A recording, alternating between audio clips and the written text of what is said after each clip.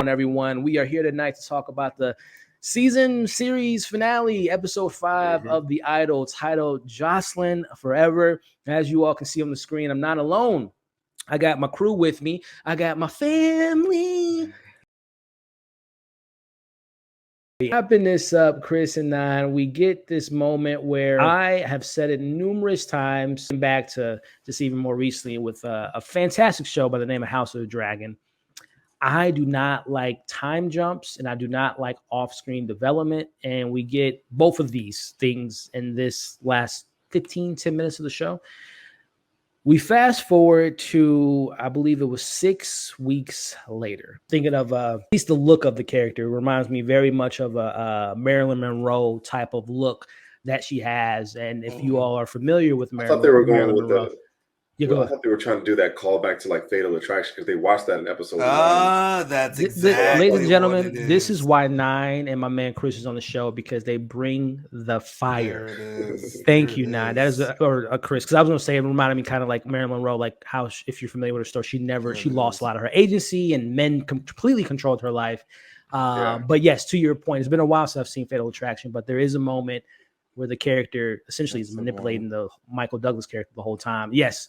Take it away, Chris, because you just blew my mind, man. Take it away. Oh, wait, is it Attraction or is it it's they showed it in the movie. It's her and homegirl Leia was watching them. Is it Basic Instinct? Maybe it's Basic Instinct. That's what I'm thinking of, but it's okay. Yes, you're right. It is because that's not Helen Hunt. But yes, it is Basic Instinct. Yes. Because that's that's the famous. I think she might even be wearing she's wearing like the Sharon same has top. The white. That's what I was thinking of. Yeah, she's wearing the exact same shirt. Yeah. It's a great call out, and also like I said, to the credit of Chris and 9 bringing up the call out of Basic Instinct, the look of Sharon Stone. Great call out, and this is another example. Again, love it or hate the show, there are moments where there are great callbacks, because that is a great callback, Chris, of them. It's a quick scene, right? Yep. Them watching a movie, but whenever you see a movie in a movie or a movie in a show or vice versa, it's for a reason. It's implying something. It's like letting the audience know that. And if we even go back to that, I think that was episode 1, Chris. If we even go back to that scene, it's telling you the writing on the wall the whole time that Jocelyn's manipulating the situation. She's not being taken advantage of. So it's been there all along. Again, 9, I try to always, we try to squeeze as much as we can out of the show. And there's moments like that, as y'all both just highlighted, that, there is some attention to detail every now and then, even if it's hard to find through the craziness of the show. Did they really pull it off? Or did they kind of just like sprinkle happy accident?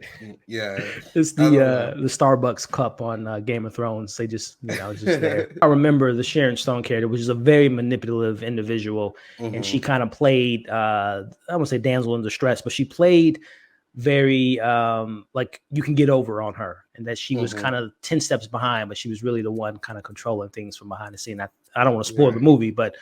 She gets hers with Michael Douglas. I don't know if Jocelyn got her like real big moment to be like, aha. And I've been saying it for weeks, man. I wish she would have had a little bit more to do in this finale, but whenever she is on screen, she eats it up. I'm talking about Destiny. Chris, I don't know how you feel about that character. Me and 9 have been praising her all the weeks that we've been talking about this show. Your thoughts on her? And I guess it just kind of wraps up to, I guess, the most shocking moment of the episode. He gets to the back, they clown him. He finally gets there. And before he meets with Jocelyn, he talks to Destiny, and she pretty much tells him that, man, we got one over on you, bro. You were a pimp. I don't care how you look at it, call it whatever you want, but at the end of the day, you were a pimp. Exactly. And she says, and this is where my jaw, not literally, but figuratively speaking, my jaw hit the ground when she says, if you screw her over again, I'm going to kill you. And I'm immediately in myself thinking, is this really happening? Number one, coming from this character that I really enjoy, and seems to be the only character that was very realizing the situation from the get-go. I can't believe that she was saying this, Chris, that she's pretty much, at the end of the day, it's Jocelyn's decision, but I can't believe that Destiny wasn't able to talk her out of, ultimately, Chris, allowing him to come back into her life. And we see her telling him, I missed you. I couldn't do this without you. Chris, man, and then we'll talk about the last scene. But Chris, just your thoughts on number one, Destiny. Just your thoughts of the actor and the character these past 5 weeks. But then, were you just as shocked to hear her accepting him back into Johnson's life? Yeah, I just put in the chat. I like everything that Destiny does. I've been liking her from the beginning. I was like, am I hearing it right? When she was like, if you hurt her again, it's like, what do you mean there's a again? second chance? Yeah, right. What are you talking about? Did y'all try to like erase him? So I thought that was weird. But to me, Destiny overall, besides that, was like perfect for this role. Like, yeah, 100%. I believed everything that she was saying. Your thoughts on Tedros getting his second chance with Jocelyn, but more particularly just your closing thoughts on Destiny, because like I said, the last few weeks have been really giving her flowers, deservingly so. Because she's been the most funniest character and the most real character this entire show, but not the realest in this moment. Now, and it was just kind of shocking that Destiny was, I don't want to say allowing, because at the end of the day, she is an employee of Jocelyn, so she really can't control which way she goes in this sense. But I'm just shocked that she was just like accepting him coming back in, and what did you think about it now? I mean, fantastic. Divine Joy Randolph. And a little connection here, because right before he goes in, they roast him, call him Dolomite, and of course she was Lady Reed in Dolomite is my name. So there's a little connection there. That's good. That's good. And great call. Great movie, by the way. Fantastic movie. Great movie.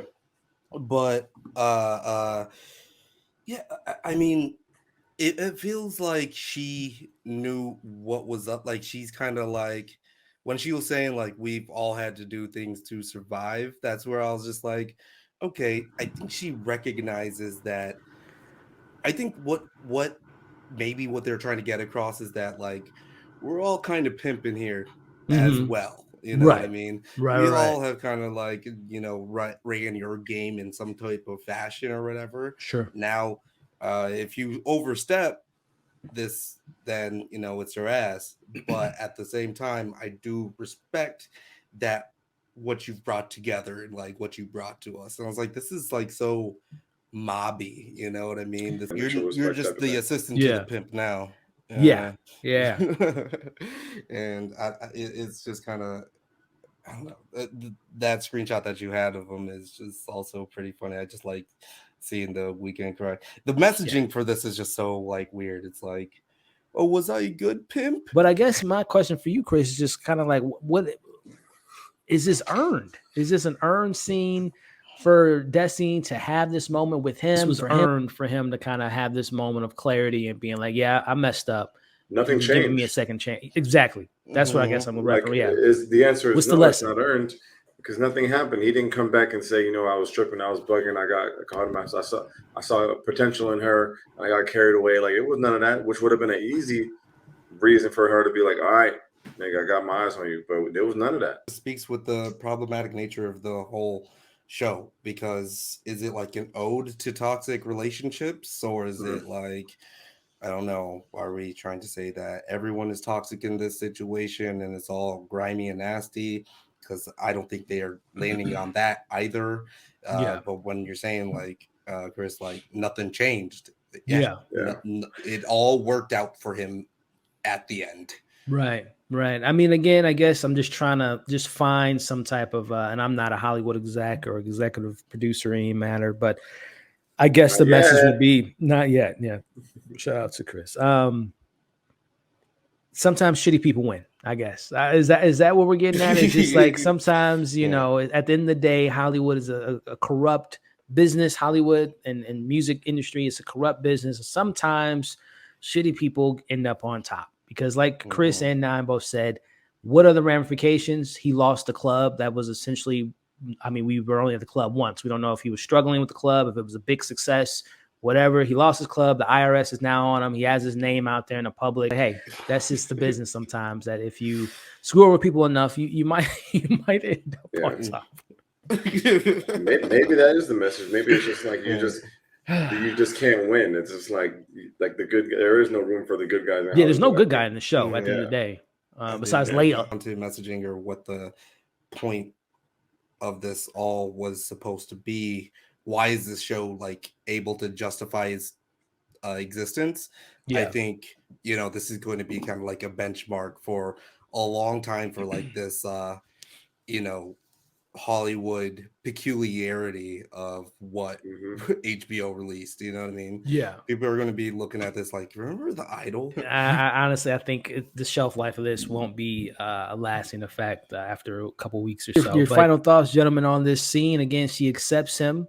She tells him, I couldn't do this without you, and I need you, and we're about to take over the world. We see her, they make their forgivings. I knew the brush was going to be this there. Is a, did you say Inception? This is the top from Inception. It's like, what's that brush there? Yo, that is hilarious, man. Put that on a t-shirt. Put the brush on a t-shirt and just have like a question mark. Just have it spinning. We need breakdown videos, explainer videos. This is like this needs to be talked about in years to come, especially in like schools and whatnot, like cinema. So I'm gonna start with you, Chris, on this exception moment. So this whole situation in episode 3, it was revealed that her mom used to beat her, but in particular, she had a brush that she would beat her with after she, did her thing, whatever. Fast forward to the finale, Tedros, they're now in love again. He picks up the brush and say, Chris, he holds the brush, and then she looks at him and says, when she says, I thought the brush was, your mom beat you with it, but this is brand new. So I guess, Chris, the question I have for you, was that a fake story? We agree that her mom did abuse her to a certain extent, but to what extent? Was it all like, because again, maybe, I know you mentioned earlier, Xander was like, he was very, emotional about it. I thought it was real. Of course, I'm sure the brush, obviously, she was like, nigga, why would I keep that brush? What's wrong with you? So I'm sure she was getting hit, but she's just like, this could work, and like he would fall into this trap. But I do think she was being abused. I think the calling for her mom in the video shoot was real. So it's like, you wouldn't just do that if you weren't going through some things. So but yeah. But is it real, Chris? Is it real, man? I think it's completely real. You guys think it's real? Okay. And I said that. Interpreted this scene to mean that like, oh, we're starting a new cycle now. Like that old brush was for my mom. This new brush is for you. Oh, okay. Yeah. That's how I interpreted it. I like that. Okay. Respect. Okay. Very, very interesting. You know what? You just changed my mind, Nine. Hell yeah. Very good moment. Mic drop or brush drop, I should say. That's a new perspective on it. He's the new, I think we've been saying it for a while that he's kind of the new mom of the situation, or dad. Okay. I like that, Nine. Yeah. But let us know in the chat, guys. Like I said, Nine just dropped the brush on us that this is the kind of a new cycle, which I definitely like that. Well, I don't like that because the show is like, I don't agree with those methods, but to the sense of the show, yes, it does make sense in the narrative of this toxic relationship that this is a new cycle of the sorts. But we end on stage, gentlemen, with her, with thousands of people screaming. If there are any Succession fans out there, which if there isn't, what are you doing? Watch Succession. Get your life right. It's fantastic. If you guys remember in the finale of Succession, without spoiling anything, but for those that haven't seen it, there's a shot with 2 pivotal characters by the name of Shiv and Tom, who there's a shift in the dynamic of their relationship, to say the least. And there's a scene where one character is holding out their hand and the other character puts their hand over there, but it's essentially like Nam is alluding to with The Graduate. It's a situation where it's like this very toxic relationship moving forward. But more importantly, there's a dynamic and power that's shifting. Tedros essentially being led to believe that he was the leader of this relationship. He was controlling the situation. Yeah. This shot shows the complete opposite. Now it's Jocelyn like, hold my hand because I'm in control. I run this ship now. And he's just kind of like cleanly accepting this new position of being his bitch. he's the one being pimped out. So that is a nice moment, especially since none of us in the panel and none of us probably watching at home are fans of Tedros. So it's kind of like, take it. And I hope now he's getting beat every night with a brush. We end when she tells him, I love you, this, that, and the other.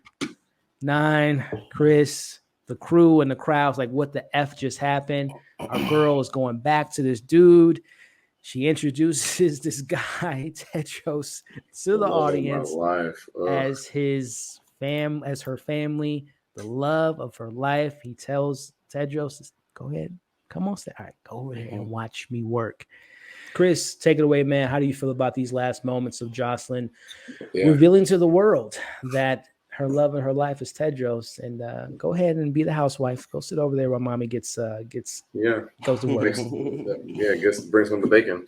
No, just like two other things, like to your point, cinematography, I think 5 out of 5. But in the actual episode, my God, like I just couldn't believe what I was watching. And if anything, like I would have been like cool with like her dissing him in front of everyone, like, oh yeah, Vanity Fair article, like this is the guy who tried to take advantage of me. This is the guy who tried to ruin my career. That would like, let's give it up for him. But because like I'm the baddest bitch in the industry. You drops like, but none of this made sense. Yeah, none of this made sense. It was really weird, really rushed at this point. And it felt like it was supposed to be a twist or something, but I was like, what is going on here? He's like in this. I mean, is it a bad deal? Is it something to be like, oh damn, this is my rest of my life is just terrible, millions of dollars, and I don't have to lift a finger. This is so bad. I guess if the thing that he really wanted most is like complete control. And knowing that he's never going to have that, I guess would be the only way that he's not giddy about this whole situation. True. But it's weird. Oh, and I also forgot to live out the fact that she calls her audience angels. Oh, hello, my angels. Yeah, that was tough. Chris, man, any final thoughts on this scene again? I think emotionally it would have worked for me if the show would have just made it out to be that this whole time that she's this girl that's has been pushed down, pushed over, taken advantage of, and she's now taking back some sense of agency. But at this point in the episode, they've shown us that she's been behind this the whole time. So it's almost just like, who cares? Who was your standout, and what was something you took away from this entire experience from the Idol? I think Lily is a standout. I'll go real quick. Shoot for it. I think Lily is a standout. I was impressed with how she was able to make me believe that she was a huge pop star. And like I said, she grew up in Hollywood with one of the biggest movie stars, maybe of our generation. So there's that. But I thought she did a good ass job. I think the show is getting a weird rap that it doesn't deserve. Like we said, I can name a shit ton of plot holes and things that they could have missed or done, things that they missed or did or could have done better. But at the end of the day, I was into it, and it was 5 episodes of my life, and I've seen shows go on for seasons and seasons and give me nothing. So I respect HBO for taking a risk on like edgy content, but exposing some of this weirdness of Hollywood in their own way. And I thought, it's just a show that people are I think they're kind of getting on board with just hating something because it's trending to hate. Like, oh yeah, I think this show is kind of whack. And if it's too sexual for you, it's 100% free to change the channel. So I think we could just look into doing that next time going forward. So toss into you now. Favorite moments, standout performances, and final impressions on this show. And I guess just to throw another wrinkle in the mix, does this affect Euphoria moving forward as far as like how people perceive Sam Levinson and this maybe being a asterisk on his career so far, and people might be scared about Euphoria being in question? I don't think so, just because Euphoria has always been in question. And there's always been kind of like weird drama going on with that, and of course the subject matter is very intense. I would even say it's more intense in Euphoria than in this show, right? With the how like kind of dark and like sadistic the sexual nature of things go in that. Again, it's more about like the placing and like what are we doing. I really have a problem with those first 2 episodes. And I would say episode 3 is where I was just like, not hate this. I really like that. Lily Rose Depp, amazing job. I hope this doesn't like her up or anything, right? I don't think it will. I don't think that it will. I don't think that it will. I think it's only going to help. Hopefully, I agree. Hopefully this is like going to be a story that's like, ridiculous project. All of these people were, I think, playing their roles. It's just that it's just really weird. I'm not even going to say that The Weeknd did a bad job. I made me hate his character, and that's what we were supposed to do. It's a great point, Nine. He did do the job. I think they all did it's just a weird story. Yeah. And I agree with a lot that you guys said. I almost look at the Lily Rose Depp as kind of the almost the Chloe, Isaac, Ramsey, Xander, like she's like the lost talent that is discovered from this show. So even though this show is kind of a Tedros of a sense, a toxic show at times, or a show that is questionable, there's talent that you can take away from it. And I think Lily, I think she's going to be okay. I think people are going to bring her on to more projects. Hell, I wouldn't be surprised if there's two actors that I want to see maybe work with Sam again. It's her and Divine. I would love to see both of them be on like Euphoria season 3. They fit perfectly. Like I think especially Lily is like, she looks like a, because everyone on the show is a supermodel. So she will fit right in and be like a Maddie. She can be like another Maddie character for Nate Jacobs' character. Shout out to the Maddie cameo in episode. The Maddie cameo, in episode 1, which was so quick. Which, by the way, to your point, Chris, this show does take place in the world of Euphoria. So hey, who's to say that one of the characters go to a concert of Jocelyn? Wait, did it really? Yeah, that Sam Levinson confirmed that the Maddie, that's Maddie in episode 1. So it takes place in the same world. The actress, no, she's playing Maddie. That was Maddie Perez, I think is her name in Euphoria. Perez, so you got it right. That's it all connects, Chris. It is the MCU. It's the Sam Levinson verse where everything connects. Assassination Nation, Malcolm and Marie, and Euphoria now add this redheaded stepchild in the mix. But overall, I will say, Lily stands out to me. Divine has always been a star, but she really just showed her star power. Like, even though she wasn't given the most, she shined in her moments. And then again, I can't think of the actress name, but that Chloe, because I think she's an actual singer in real life, the girl that played Chloe. She's a talented individual, man. Yeah, she's pretty dope. And then to Chris's point, I don't understand I understand people don't like the show because it isn't the perfect show. I get that. But the hate on this show to me was just like, oh my goodness, don't watch it. Why are y'all constantly complaining about how like dark and twisted and like manipulative? Like, it's so much stuff that I read. I didn't read every single article or watch every single review, but I just feel like there's so much more terrible written shows out there than this. But neither here nor there. I didn't think it was as bad as the press made it out to be. But at the same time, as we talked about throughout this review, it does frustrate me, especially going back to our initial conversation up top. This is HBO. This isn't Freeform. This isn't ABC. This isn't Hulu. This is the Disney. Premium. Yeah, this isn't Disney. It's damn sure ain't no Disney because you would not see any of this stuff on Disney. But or maybe you will subliminally in one of their animated movies. There's a Tedros in one of the Little Mermaid background. But no, this is HBO. So there is a part of me that's like, the bar is here and the idol's here, where it just doesn't give me the same quality that we're used to with HBO being such to a high standard. So there are moments in episode 3 and 4, like Nana alluded to, that really showed me that there is something good there, but it just got convoluted, messy. It was kind of like, again, I mentioned TikTok earlier. I feel like Sam Levinson was just scrolling with ideas, but never really stuck the landing on any of the messages.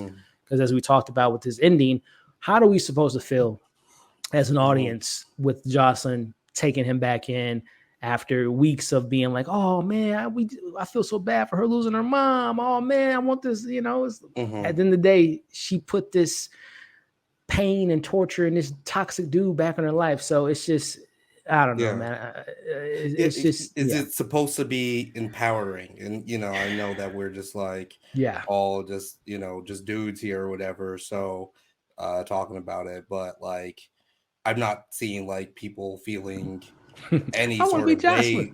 Yeah, like, you know what I mean? Like, the idol to who again? And when you just mix in these like really problematic sources where you're going to kind of like build up these anti-hero devices for our main protagonist, then they really got to be like, whoa, I can't believe she did that type of thing. Yeah. Where I'm like on that level, but I'm like, but why did she invite Tedros? Why did she like, do I'm all kind that? of like, Yeah. other than she's just like more hurt and still in a way being manipulated. And that's, I have no idea. 9, Chris, we can talk for hours about this show, about our movie we're making next year, coming to theaters near you, tip of the tongue.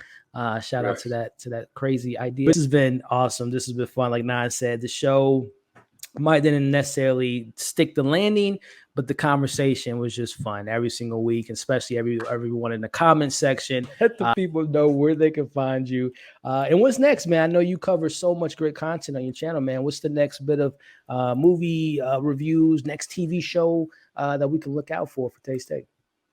Yeah, let me think. Well, first of all, shout out to you for having me on, and a huge shout out to 9. I love meeting new YouTubers, so that's always a freaking pleasure spending time. And if you guys are interested in my takes, you can find my stuff somewhere in the description here. I'm Chris Tate, representing Tate's Take. The next thing I'm checking, I got some more Netflix. I do a lot of Netflix reality stuff, so I'm always into the dating world, all that crazy stuff. I do a lot of documentary stuff. The next movie, what's the next movie that I'm watching? I know it's a big month. July is big. I got Barbie's coming. I'm gonna watch Mission Impossible. Of course, we got the Oppenheimer. I don't even know how to say it right, but there's a lot of stuff coming in July that I'm gonna have some opinions on. Last movie that I watched was The Blackening. I was not risking losing my black card not watching that black ass movie, so I did check that out. If you're black, just go support black art and go watch it. Interesting movie. And shout out to Chris, man. Again, yes, this month is stacked, packed, and wrapped in a bow, and it's going to be a lot of great content on Taste Take. So you guys should subscribe, check them out. You won't be disappointed. I appreciate you, man, from crossing from Succession over to this is a show that I think cousin Greg would have wrote, The Idol. Shout out to cousin Greg. But we went from Succession to The Idol, and you have been tagging along with me the last few weeks, man. And I really appreciate you joining me to talk about this show, having some great commentary, some good laughs at the same time, and really looking forward to doing more of these in the future, my friend. But before then, man, why don't you let the people at home know where they can find you? You got a ton of stuff that you're going to be covering this week, so take it away. Yeah, and I'm kind of ashamed of myself because I was trying to Tedros your channel this whole time and I failed. I was supposed to be the top dog of MovieFiles by the time this was over. Nice. But yeah, you can hit me up, 9 Nerd Yards on YouTube. I will be covering The Idol with the whole gang on Wednesday. Thursday we're doing Secret Invasion lives, and actually on Tuesday we will be interviewing an Ultimate Fighter. It's actually a bit different than what we have done in the past, but he has a fight on the Ultimate Fighter show, and we will be having someone on talking about their experience beating people up. So check that out on Tuesday if you're into that. This is a panel I would love to reunite with sooner rather than later. And like Chris said, there's a lot of stuff coming out this month that we can probably find something to talk about. Thank y'all that stuck around for the almost 3-hour stream for this show and stuck around for the last 5 weeks talking about this show. Many more videos to come, and especially with these two great people. So with that being said, myself, 9, and my man Chris, good night, my angels. And if you ever see a person with a rat tail, don't trust them. We'll catch you guys on the next one. Hell yeah.